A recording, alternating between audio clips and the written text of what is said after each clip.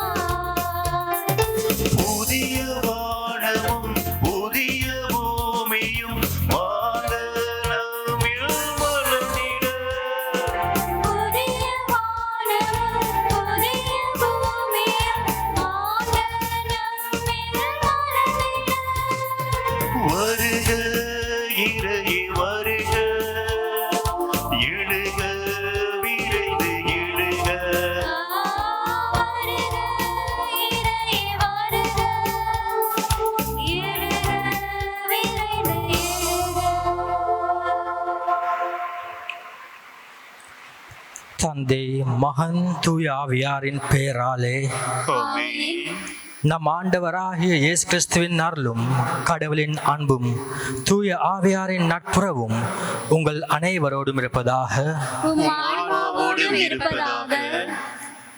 கிறிஸ்து இயேசுவின் அன்பார்ந்த சகோதர சகோதரிகளே,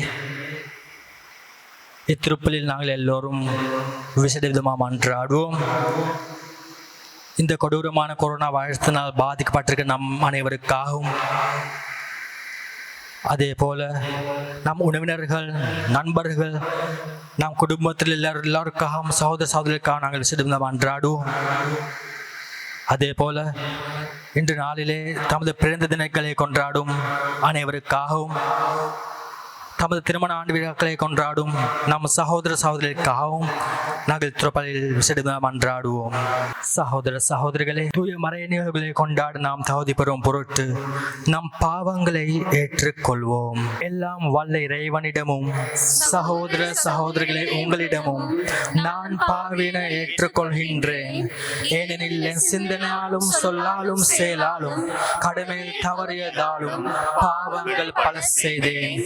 என் பாவமே, என் பாவமே, என் பெரும் பாவமே. ஆகையால் எப்போதும் கனியான பரிசுத்த மரியாவையும் வானதூதர் புனிதர் அனைவரையும் சகோதர சகோதரிகளே உங்களையும் நம் இறைவனாகிய ஆண்டவரிடம் எனக்காக வேண்டிக் கொள்ள மன்றாடுகின்றேன். எல்லாம் வல்ல இறைவன் நம் மீது இரக்கம் வைத்து நம் பாவங்களை மன்னித்து நம்மை நிலை வாழ்வுக்கு அழைத்து செல்வாராக. உள்ளம் நொறுங்கி வருந்துவோரை நலமாக அனுப்ப பெற்ற ஆண்டவரே இரக்கமாயிரம். பாவிகளை தேடி வந்து கிறிஸ்துவே இரக்கமாயிரம். தந்தையின் வலப்பக்கம் வீட்டிலிருந்து எங்களுக்காக பரிந்து பேசுகின்ற ஆண்டவரே இரக்கமாயிரம். செபிப்போமாக. உமது அருளால் உம் பிள்ளைகளுக்காக தேர்ந்தெடுப்பை பெற்ற நாங்கள் ஒளியின் மக்களாக இருக்க விரும்புகிறீரே. அதனால் நாங்கள் தவறேனும் இருளில் சிக்கிக்கொள்ளாமல் உண்மையின் பேரொளியில் என்றும் சிறந்து விளங்க அருள் புரிவீராக. உம்மோடு ஆட்சி செய்கின்ற நம் ஆண்டவராகிய இயேசு கிறிஸ்து வழியாக உம்மை மன்றாடுகின்றோம். ஆமென்.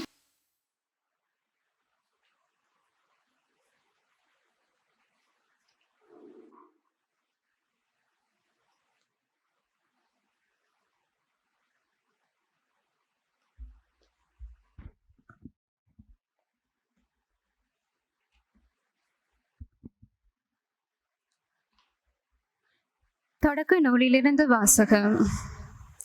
அந்நாள்களில் சாரா 177 ஆண்டுகள் வாழ்ந்தார். சாராவின் வயது இதுவே. கானான் நாட்டிலுள்ள எபிரோன் என்ற கிரியத்து அர்பா நகரில் சாரா இறந்தார்.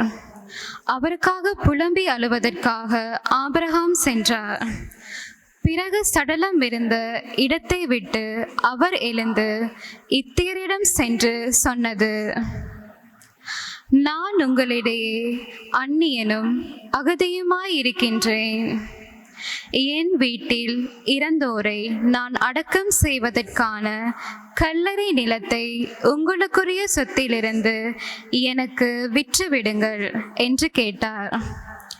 இவ்வாறே மம்ரே அருகில் மக்பேலா நிலத்தின் கல்லறையில் ஆபிரகாம் தன் மனைவி சாராவை அடக்கம் செய்தார். இதுவே கானான் நாட்டில் இருக்கும் எபிரோன். ஆபிரகாம் வயது மிகுந்தவராய் முதுமை அடைந்தார். ஆண்டவர் அவருக்கு அனைத்திலும் ஆசி வழங்கியிருந்தார். ஒரு நாள் அவர் தம் வீட்டின் வேலைக்காரர்களில் மூத்தவரும் தமக்குரிய அனைத்திற்கும் அதிகாரியுமானவரை நோக்கி, உன் கையை என் தொடையின் கீழ் வைத்து விண்ணுலகிற்கும் மண்ணுலகிற்கும் கடவுளாகிய ஆண்டவர் மேல் ஆணையிட்டு சொல், நான் வாழ்ந்து வரும் இக்கானான் நாட்டு பெண்களிடையே என் மகனுக்கு பெண் கொள்ள மாட்டாய் என்றும், என் சொந்த நாட்டிற்கு போய் என் உறவினரிடம் என் மகன் ஈசாக்கிற்கு பெண் கொள்வாய் என்றும் சொல் என்றார். அதற்கு அவர், ஒருவேளை பெண் என்னோடு இந்நாட்டிற்கு வர மறுத்துவிட்டால் தாங்கள் விட்டு வந்த அந்நாட்டிற்கு தங்கள் மகனை கூட்டிக் கொண்டு போகலாமா என்று கேட்டார். அதற்கு ஆபிரகாம், அங்கே என் மகனை ஒரு காலம் கூட்டிக் கொண்டு போகாதே, கவனமாயிரு.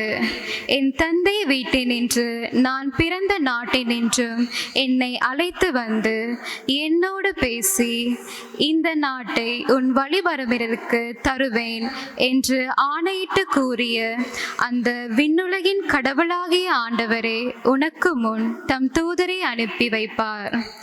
நீ போய் அங்கே என் மகனுக்கு பெண் கொள். உன்னோடு வர அப்பெண் விரும்பாவிடில் எனக்கு நீ அளித்த வாக்குறுதி நின்று விடுதலை பெறுவாய். என் மகனை மட்டும் அங்கே கூட்டிக் கொண்டு போகாதே என்றார். இதற்கிடையில் பெயர்லகாய் ரோயி என்ற இடத்திலிருந்து ஈசாக்கு புறப்பட்டு நெகேவு பகுதியில் வாழ்ந்து வந்தார். மாலையில் வெளியே வயல்புறம் சென்றபோது அவர் கண்களை உயர்த்தி பார்த்தபோது ஒட்டகங்கள் வருவதை கண்டார். ரெபேக்காவும் கண்களை உயர்த்தி ஈசாக்கை பார்த்தார். உடனே அவர் ஒட்டகத்தை விட்டு இறங்கினார். அவர் அந்த வேலைக்காரரிடம், வயலில் நம்மை சந்திக்க வந்து கொண்டிருக்கும் அவர் யார் என்று கேட்டார். அவ்வேலைக்காரரும், அவர்தாம் என் தலைவர் என்றார். உடனே ரெபேக்கா தம் முக்காட்டை எடுத்து தம்மை மூடிக்கொண்டார். அப்பொழுது அவ்வேலைக்காரர் ஈசாக்கிடம் தாம் செய்தது அனைத்தையும் பற்றி கூறினார். ஈசாக்கு தம் தாயார் சாராவின் கூடாரத்துக்குள் ரெபேக்காவை அழைத்துச் சென்று மணந்து கொண்டார். அவரும் ஈசாக்குக்கு மனைவியானார். அவர் ரெபேக்கா மீது அன்பு வைத்திருந்தார். இவ்வாறு தம் தாயின் மறைவுக்கு பிறகு ஈசாக்கு ஆறுதல் அடைந்தார். இது ஆண்டவர் வழங்கும் அருள்வாக்கு. இறைவனுக்கு நன்றி.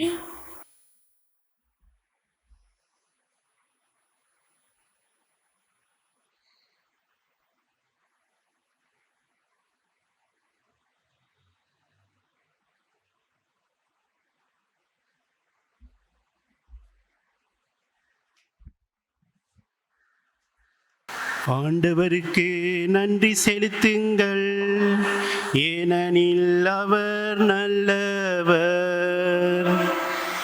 ஆண்டவருக்கு நன்றி செலுத்துங்கள், ஏனெனில் அவர் நல்லவர். ஆண்டவருக்கு நன்றி செலுத்துங்கள், ஏனெனில் அவர் நல்லவர். என்றென்றும்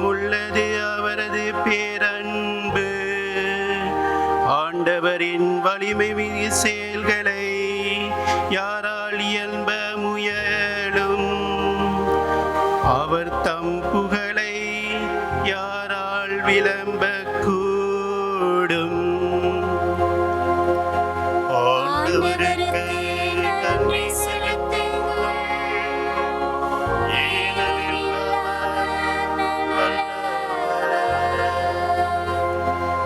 நீதி நெறி காப்போர் பேறு பெற்றோர், எப்போதும் நேரியதே செய்வோர் பேறு பெற்றோர். ஆண்டவரே, நீரும் மகிழ் மீதே இரக்கம் காட்டும் போதே என்னை நினைவு கூரும். ஆண்டவருக்கு நன்றி செலுத்துங்கள். ஏனெனில்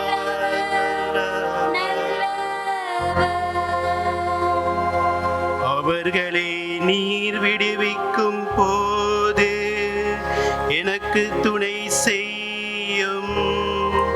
நீர் தேர்ந்தெடுத்த மக்களினங்கள் நல்வாழ்வை நான் காணும்படி செய்யும். உம்முடைய மக்களின் மகிழ்ச்சியில் நானும் பங்கு கொண்டிருக்கும்படி செய்யும். அப்போது உமது உரிமை சொத்தான மக்களோடு உம்மை போற்றிட இயலும். ஆண்டவருக்கு நன்றி செலுத்துங்கள்.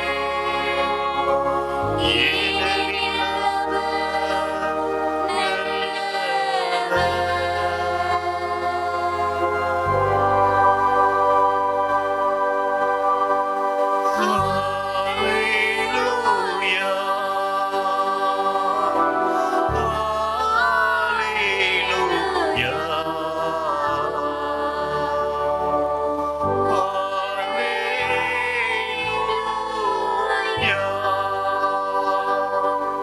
பெரும் சுமை சுமந்திருப்போரே, எல்லோரும் என்னிடம் வாருங்கள், நான் உங்களுக்கு இளைப்பாறுதல் தருவேன் என்கின்றார் ஆண்டவர்.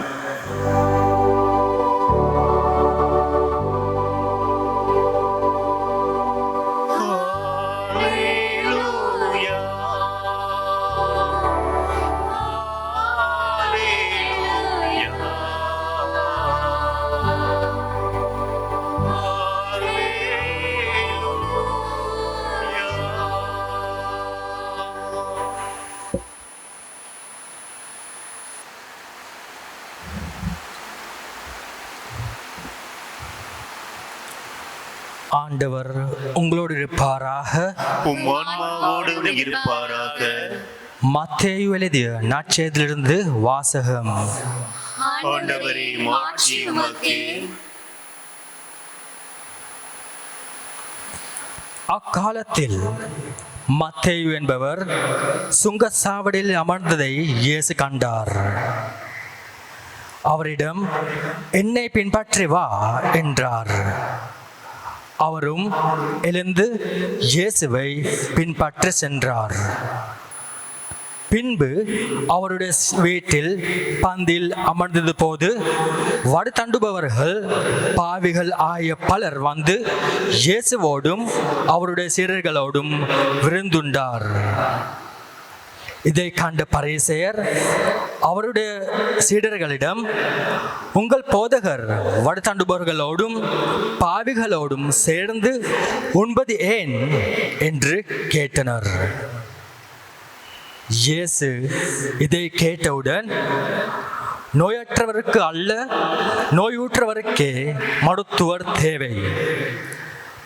பலியை அல்ல, இரக்கத்தையே விரும்புகிறேன் என்பதன் கருத்தை நீங்கள் போய் கற்றுக்கொள்ளுங்கள். ஏனெனில் நேர்மையாளரை அல்ல, பாவிகளையே அழைக்க வந்தேன் என்றார். இது கிறிஸ்து வழங்கும் நற்செய்தி. கிறிஸ்துவே உமக்கு புகழ்.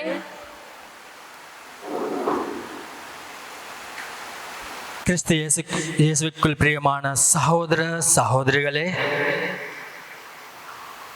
ஆண்டவரின் அழைப்பானது மனிதனுக்கு புது வாழ்வை கொடுப்பதும் அவனுடைய பழைய வாழ்வை மாற்றி அவனை தம்முடைய இரக்கத்தால் நிறைவடைய செய்வதாகவும் இருக்கின்றது.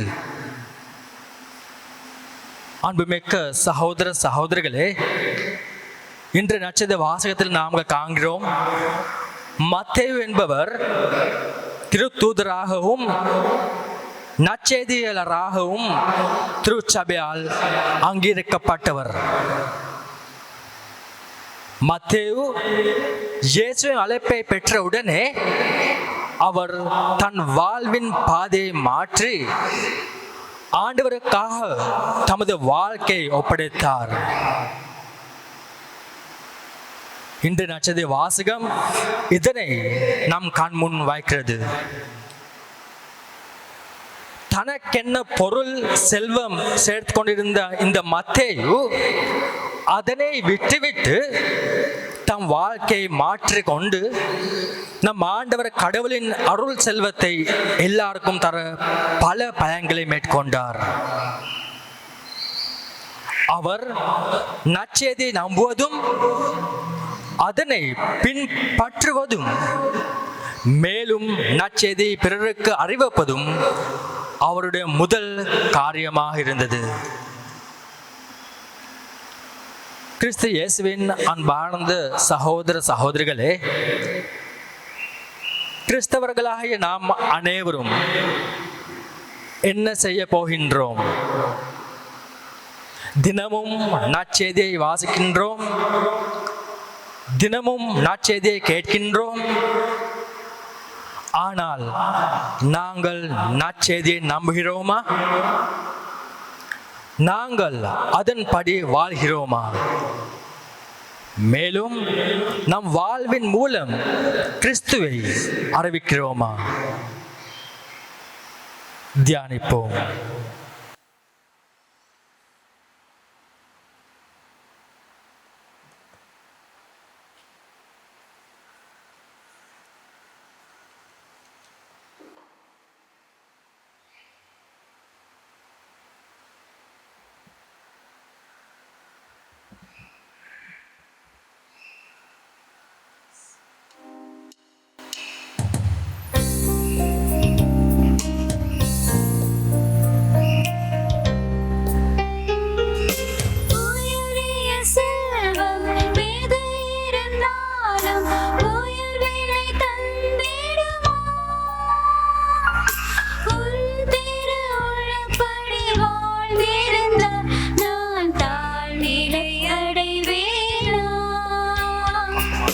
மன தூய்மை தருகின்ற வாழ்விற்கு நிகராய் உலகினில் ஒன்றுமில்லை.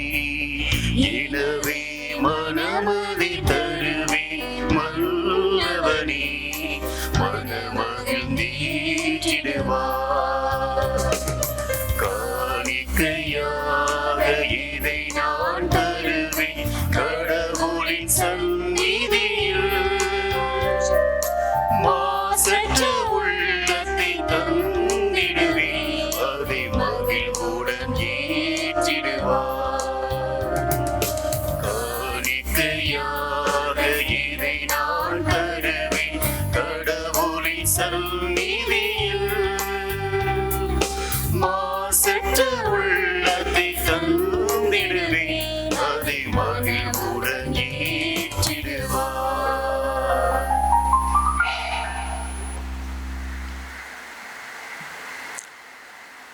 சகோதர சகோதரிகளே, என்னுடையதும் உங்களுடையதுமான இப்பலி எல்லாம் வல்ல தந்தையாக இறைவனுக்கு ஏற்றதாகும்படி மன்றாடுங்கள். ஆண்டவர் தமது பேரின் புகழ்ச்சிக்காகவும் மாட்சிக்காகவும் தமது நன்மைக்காகவும் புனித திருஅவை அனைத்தின் நலனுக்காகவும் உமது கையில் இருப்படியை ஏற்றுக்கொள்வாராக. இறைவா, நீரே அருள் கூர்ந்து ஏற்பாடு செய்யும் மறை நிகழ்வுகள் எங்களுக்கு நற்பயன் அளிக்கும்மை வேண்டுகின்றோம். அதனால் எங்கள் பணியில் புனித காணிக்கைகள் உமக்கு ஏற்றவையாய் இருப்பனவாக.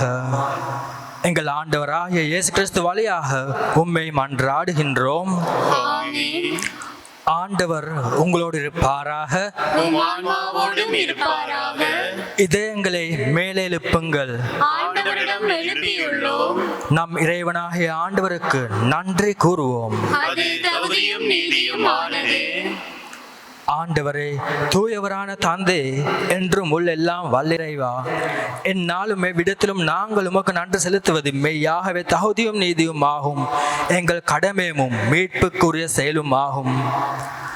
உமது நன்மையின் மிகுதியால் எங்கள் ஆண்டவராகிய கிறிஸ்து வழியாக நீர் மனிதராகிய எங்களை படைத்தீர். நாங்கள் நீதின்படி தண்டனைக்கு உரியவராகினும் உமது இரக்க மிகுதியால் எங்களை மீட்டருளினீர். அவர் வழியாகவே உமது மாண்பை வானதூதர் போல்கின்றனர். தலைமை தாங்குவோர் உம்மை வழி நடத்துகின்றனர். அதிகாரம் செலுத்துவோர் உம் திருமுன் நடுகுகின்றனர். வானங்களும் அவற்றில் உள்ள ஆற்றல்களும் சிராப்பிங்களும் ஒன்று கூடி அக்களித்து கொண்டாடுகின்றனர். அவர்களோடு எங்கள் குரலையும் சேர்த்து கொள்ளுமாறு நாங்கள் உம்மை தாழ்படுத்து இறைஞ்சி புகழ்ந்து சொல்வதாவது: தூயவர் தூயவர் தூயவர், வான்படைகளின் கடவுளாம் ஆண்டவர், விண்ணகமும் மண்ணகமும் உமது மாட்சியால் நிறைந்துள்ளன. உன்னதங்களிலே ஓசானா. ஆண்டவர் பெயரால் வருகிறவர் ஆசி பெற்றவர். உன்னதங்களிலே ஓசானா. ஆண்டவரே, நீர் மெய்யாகவே தூயவர், தூய்மை அனைத்துக்கும் ஊற்று. ஆகவே உம்முடைய ஆவியை பொழிந்து இக்காணிக்கைகளை தூய்மைப்படுத்த உம்மை வேண்டுகின்றோம். இவ்வாறு எங்கள் ஆண்டவர் இயேசு கிறிஸ்துவின் உடலும் இரத்தமுமாக எங்களுக்கு இவை மாறுவனவாக. அவர் பாடுபட உளம் கணித்து தம்மை கையளித்த போது அப்பத்தை எடுத்து நன்றி செலுத்தி அதை பிட்டு தம் சீடர்களுக்கு அழைத்து கூறியதாவது: அனைவரும் இதிலிருந்து பெற்று உண்ணுங்கள், ஏனெனில் இது உங்களுக்காக கையளிக்கப்படும் என் உடல்.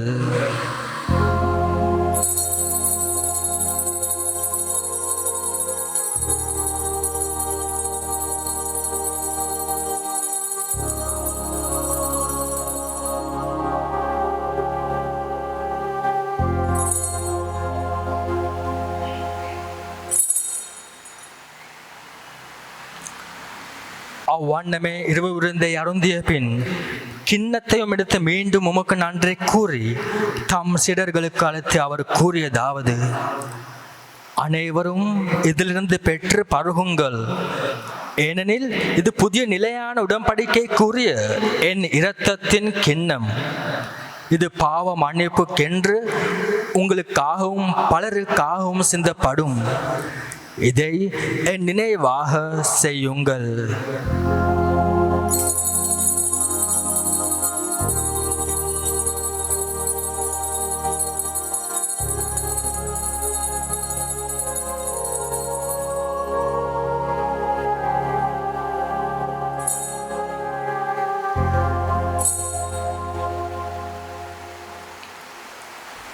நம்பிக்கை மறைபொருள்.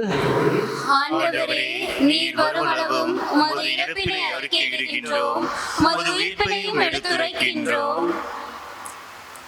ஆகவே ஆண்டவரே, நாங்கள் கிறிஸ்துவின் இறைப்பினையும் உறுப்பினையும் நினைவு கூர்ந்து வாழ்வு தரும் அப்பத்தையும் மீட்பு அளிக்கும் கிண்ணத்தையும் உமக்கு ஒப்பு கொடுக்கின்றோம்.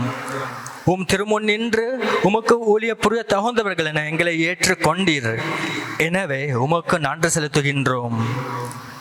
மேலும் கிறிஸ்துவின் உடலிலும் இரத்தத்திலும் பங்கு கொள்ளும் எங்களை தூய ஆவியாரோடு சேர்க்க வேண்டும் என உம்மை தாழ்மையுடன் மன்றாடுகின்றோம். ஆண்டவரே, உலகெங்கும் பரவியிருக்கும் உமது திருவாவை நினைவு கூர்ந்தருளும். எங்கள் திருத்தந்தை பிரான்சிஸ், எங்கள் ஆயல் மேல்கம் ரஞ்சித், எல்லா திருநிலையாய அனைவரோடும் உமது திரு ஆவை அன்பில் நிறைவு பெற செய்தருளும். மேலும் உயிர்த்தலும் எதிர்நோக்குடன் தொழில் கொள்ளும் எங்கள் சகோதர சகோதரிகளையும் இறந்தோர் அனைவரையும் இரக்கத்துடன் நினைவு கூர்ந்து உமது திருமோலியிலும் ஏற்றருளும். எங்கள் அனைவர் மீதும் இரக்கம் ஆயிரம். கடவுளின் கண்ணை தாயான புனித மரியா, அவருடைய கணவரான புனித யோசிப்பு, புனித திரு தூதர்கள், இவ்வுலகில் உமக்கு உகந்தவராயிருந்தோர் ஆகிய புனிதர் அனைவருடனும் நாங்கள் நிலை வாழ்வில் பங்கு கொள்ளும் தகுதி பெற்று திருமகன் இயேசு கிறிஸ்து வழியாக உம்மை புகழ்ந்ததும் வரம் அருள உம்மை மன்றாடுகின்றோம்.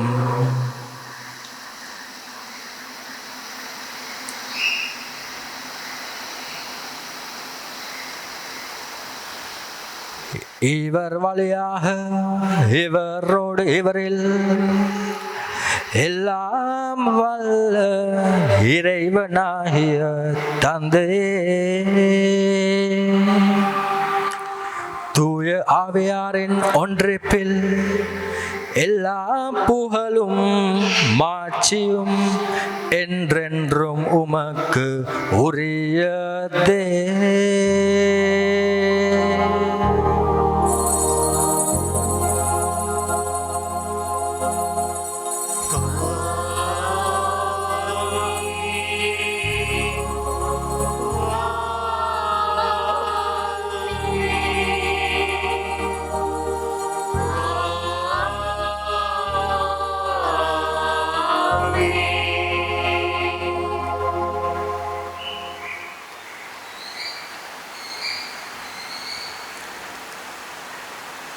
மீட்பரின் கட்டளையால் கற்பிக்கப்பட்டு இறைப்படிப்பினையால் பயிற்சி பெற்ற நாம் துணிந்து சொல்வோம். விண்ணுலகில் இருக்கின்ற எங்கள் தந்தையே, உமது பெயர் தூயது என போற்ற பெருக, உமது ஆட்சி வருக, உமது திருவுளம் விண்ணுலகில் நிறைவேறுவது போல மண்ணுலகிலும் நிறைவேறுக.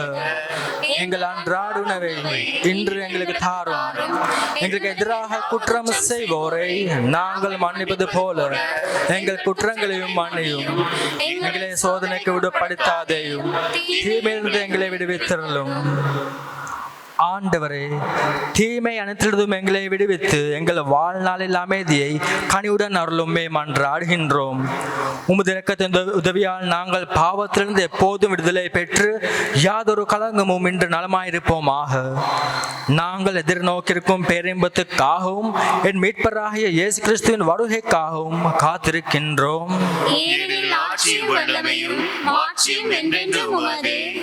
ஆண்டவரே இயேசு கிறிஸ்துவே, அமைதியை உங்களுக்கு விட்டு செல்கின்றேன், என் அமைதியை உங்களுக்கு அழைக்கின்றேன் என்று திருத்தூதர்களுக்கு மொழிந்தீரே. எங்கள் பாவங்களை பாராமல் உமது திருவாவின் நம்பிக்கையை கண்ணோக்கி உமது திருவுளத்திற்கு ஏற்ப அதற்கு அமைதியையும் ஒற்றுமையும் அளித்தருள்வீராக. என்றென்றும் வாழ்ந்து ஆட்சி செய்கின்றவர் நீரே. ஆண்டவருடைய அமைதி உங்களோடும் என்றும் இருப்பதாக. ஒருவருக்கொருவர் அமைதியை பகிர்ந்து கொள்வோம். உங்களுக்கு அமைதி.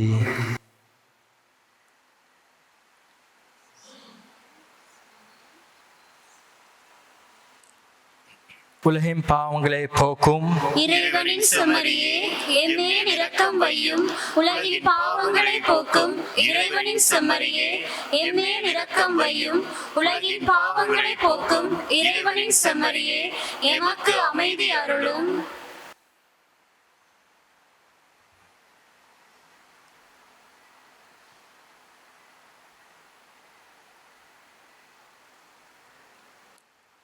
இதோ இறைவனின் செம்மறி, இதோ உலகின் பாவங்களை போக்குபவர். செம்மறின் விழுந்து கலக்க பெற்றோர் பேரு பெற்றோர். ஆண்டவரே, நீர் என்னிடத்தில் எழுந்தருள நான் தகுதியற்றவள். ஆனால் ஒரு வார்த்தை மட்டும் சொல்லியருளும், எனது ஆன்மா நலமடையும்.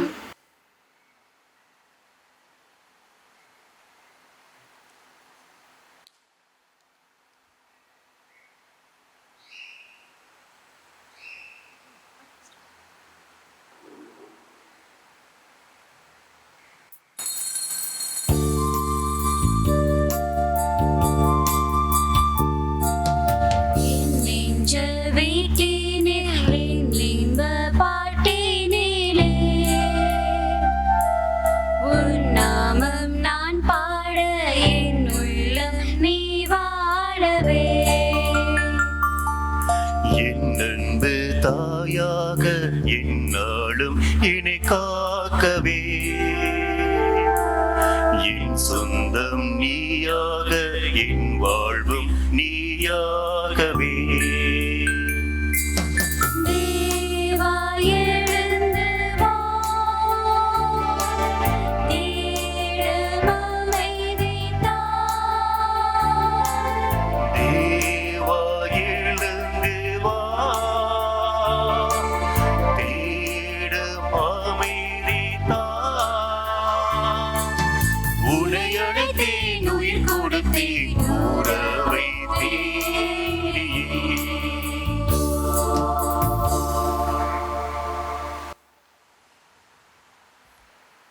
செபிப்போமாக. ஆண்டவரே, நாங்கள் ஒப்புக்கொடுத்து உணவாக உட்கொண்ட இப்புனித பழிப்பொருள் எங்களுக்கு வாழ்வளிக்கும் உம்மை வேண்டுகின்றோம். இவ்வாறு நாங்கள் முடிவில்லா அன்பினால் உம்முடன் ஒன்றிணைக்கப்பட்டு என்றும் நிலைத்திருக்க கனித்தர அருள் புரிவீராக. எங்கள் ஆண்டவராகிய இயேசு கிறிஸ்து வழியாக உம்மை மன்றாடுகின்றோம். ஆமென். ஆண்டவர் உங்களோடு இருப்பாராக. உம் ஆன்மாவோடும் இருப்பாராக. எல்லாம் வல்லிறைவன் தந்தை, மகன், தூய ஆவியாரின் உங்கள் அனைவரும் ஆசீர்வதிப்பாராக. ஆமென். சென்று வாருங்கள், திருப்பலி நிறைவேறிற்று. இறைவனுக்கு நன்றி.